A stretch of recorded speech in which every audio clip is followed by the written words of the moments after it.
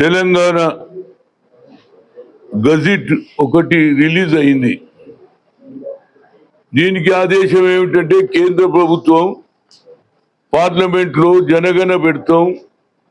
గతంలో కూడా ఇదే మాట చెప్పిండ్రు. 2008లో క్యాస్ట్ వైజ్ సెన్సస్ చేస్తామన్నారు. 2008లో రాజ్నాథ్ సింగ్ చెప్పాడు, కానీ అది జరగలే.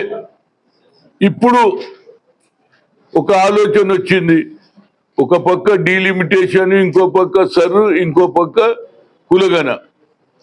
ఆ కులగణలో రాసినటువంటి 33 అంశాలు ఎట్లున్నాయంటే అది దానికి ఏమంటూ డిజిటల్ దీని మీద సర్వే చేస్తూనే ఉంటాం. డిజిటల్ నేను అడిగిన ఆమెను, కమిషనర్ గారిని, ఎవరైతే సెన్సస్ చేస్తున్నదో ఐఏఎస్ ఆఫీసర్ అడిగినామా, మరి ఈ డిజిటల్ చేస్తే సామాన్యులు వాళ్ళే వచ్చి చేసుకుంటారు. సరే, వాళ్ళు వచ్చి దాంట్లో ఏమేమి రాసిరంటే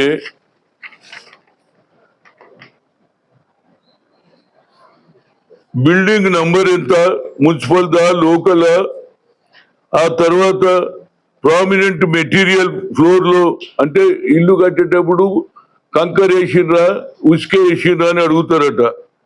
అదేవిధంగా ప్రిడామినెంట్ గా మెటీరియల్ వాల్ ఉన్నదా లేదా, అదేవిధంగా ప్రిడామినెంట్ మెటీరియల్ రూఫ్ ఎట్లున్నదో, నీ బిల్డింగ్ కూలిపోతుందా పాతదా అని చెప్పేందుకు. Ascertain of the census house, condition of the census house, అంటే ఇల్లు ఎట్లున్నది, అది రేపు కూలిపోతుందా ఎల్లు కూలిపోతుందా దాని కండిషన్. అదేవిధంగా total number of persons, normally ఎంతమంది ఉంటారు ఇంట్లో, name of the head of the house, ఆయన పేరేంది. అదేవిధంగా 33 అంశాలు ఇంట్లో పేర్కొన్నారు.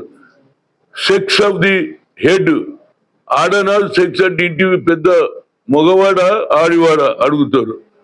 Weather is the head of the household belongs to the schedule caste and schedule tribe, అంటే ఎవరైతే బిల్డింగ్ లో ఉన్నటువంటి వ్యక్తి, ఎవరైతే ఇంటికి పెద్ద ఉన్నాడో ఆయనది ఏ క్యాస్ట్, ఎస్సీ అని అడిగి పక్కకేం రాశారు, అదర్స్ అంటున్నారు. అంటే మేము ఏం పాపం చేసినాం రా, ఓబీసీలు కావడం పాపమా, మేము ఓబీసీలో పుట్టింది పాపమా?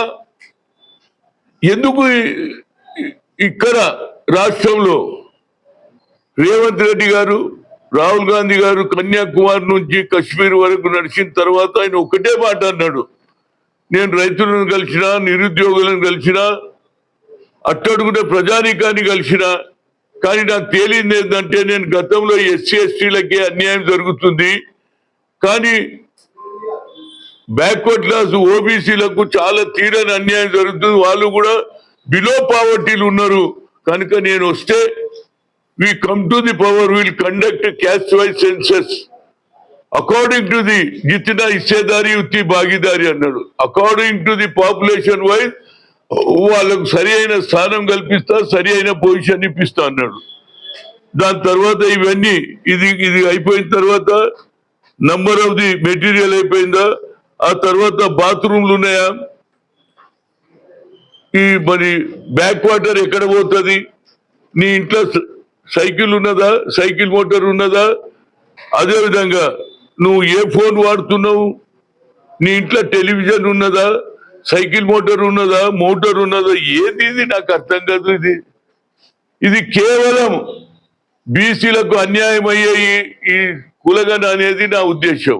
ఎందుకంటే రాహుల్ గాంధీ గారు అగ్ర కులాల్లో పుట్టిన బడుగు బలహీన వర్గాలకు న్యాయం చేయాలని కంకణం కట్టుకొని వాళ్ళ నానమ్మ బడుగు బలైన వర్గాలకు అట్టడుగున ప్రజానీకానికి న్యాయం జరగని భూసులు అమలు చేసింది, దున్నేవాడికి భూమి ఇచ్చింది. వీళ్ళు కొత్త నాటకం అంటే ఎట్టి పరిస్థితుల్లో బీసీలను కన్సిడర్ చేయలేదని తేలిపోయింది. మరి నేను అడిగిన అమ్మ అంటున్నాం, why are against for OBC అంటే అది మాకు తెలియదండి, కేంద్ర ప్రభుత్వం ఏం చెప్పిండో దీనికి చీఫ్ సెక్రటరీ రామకృష్ణారావు గారు గజెట్ తీసిండు. దీనివల్ల ఎవరికి లాభం అవుతుందో నాకైతే తెలియదు, కానీ మాకు మాత్రం అన్యాయం జరుగుతుంది. ఎన్ని రోజులండి ఇక్కడ కులగణ జరిగింది, 150 కోట్లు పెట్టి ఇంటింటికి పోయి తెలుసుకొని కులగన జరిపితే దాని మీద మేము 42% రిజర్వేషన్ ఇస్తామని ఎన్నికల ముందు వాగ్దానం చేసినాం. ఇది సిద్ధరామయ్య సమక్షంలో కామారెడ్డిలో. అది ఇంప్లిమెంట్ చేయడానికి మేము ప్రయత్నం చేసినాం. 150 కోట్ల సర్వే చేసినాం. ఆ తర్వాత అసెంబ్లీలో బిల్ పెట్టినాం. ఆ తర్వాత అది ఆర్డినెన్స్ తీస్తే అది కోర్టు స్టోరేజ్ లో పోయింది. తర్వాత ముఖ్యమంత్రి వచ్చి జంతర్ మంతర్లో ధర్నాలో కూర్చున్నాడు మాకు న్యాయం జరగాలని. ప్రధానమంత్రి కలవాలంటే ఆయన టైం ఇయ్యడు, ప్రెసిడెంట్ కలవాలంటే ప్రెసిడెంట్ టైం ఇయ్యరు. ఏమిటి ఇప్పుడు ఈ కులగన సరిగ్గా జరుగుతుందా అనేది నాకు అనుమానం. ఒక పక్క 5 రాష్ట్రాలలో ఎన్నికలు జరుగుతున్నది, ఇక్కడ కులగన మొదలు పెట్టిండ్రు. ఈ కులగన ఎవరికి లాభం? అగ్ర కులాలకు లాభం చేయాలనే కులగన ఉన్నది. మమ్మల్ని ఎందుకు అంత డిస్పారిటీ చేస్తున్నారు? ఎస్సీ ఎస్టీ పెట్టిరు, ఐఎమ్ హ్యాపీ. కానీ వాళ్ళతో పాటు కూడా ఓబీసీ అనాలి కదండి. ఇంత అన్యాయమా? నాకు అర్థం కాదు. కేంద్ర ప్రభుత్వంలో ఉన్నటువంటి ప్రధానమంత్రి ఓబీసీ, ఆయన 3 సార్లు కలిసిన అయ్యా మా జనాభా ఎక్కున్నది, ఈ జనాభా ప్రకారంగా మీరు సరి అయిన న్యాయం చేయాలంటే మీరు తప్పనిసరిగా రిజర్వేషన్ ఇవ్వాలని అడిగినాం. దానికే 42% చేస్తే కోర్టుకు పోయిండ్రు. మీరు ఈడబ్ల్యూ